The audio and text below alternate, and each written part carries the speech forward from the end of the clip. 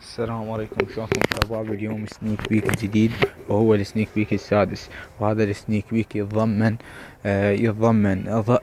دعم سبيلات. تدعم سبيل واحد من سبيلات الدارك، مو سبيلات مو السبيل الإكسير، لا سبيلات الدارك.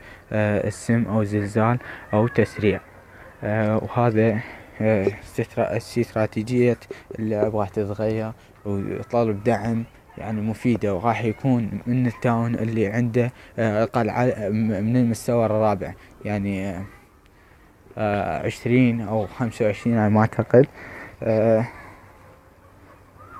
من 25 من التاون 8 يطلب سبيلات، دعم سبيلات، بالإضافة إلى إضافة صغيرة، وهي إضافة طلب الدعم، أو عفوا النكست.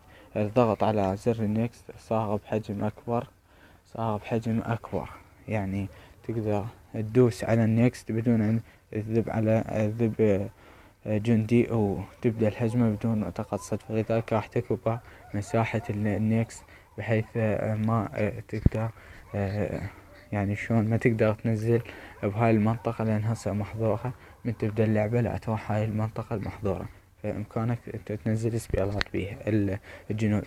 وثاني شي هو انه بعد 14 يوم او 10 ايام راح ينزل التحديث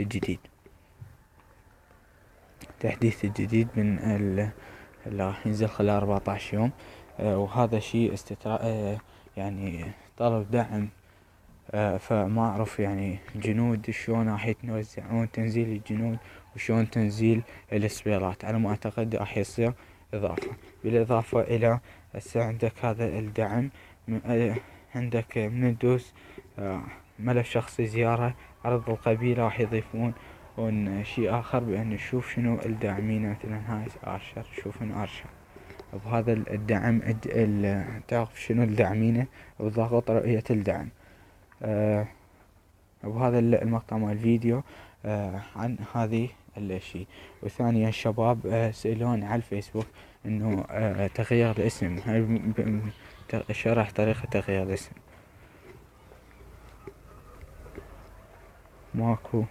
ماكو طريقة تغيير الاسم بيها. مثلا نشوف هنا مساعدة والدعم، راسلتهم من أكثر من مرة. مرحبا، نشكركم على التواصل معنا، اعتذروا لكم يفعل المزيد لمساعدة الاسم، فلذلك ما راح يتغير مرة ثانية. لا تنسون لايك، سبسكرايب، مشاركة، تعليق برأيكم بالسنيك بيك الجديد. سلام.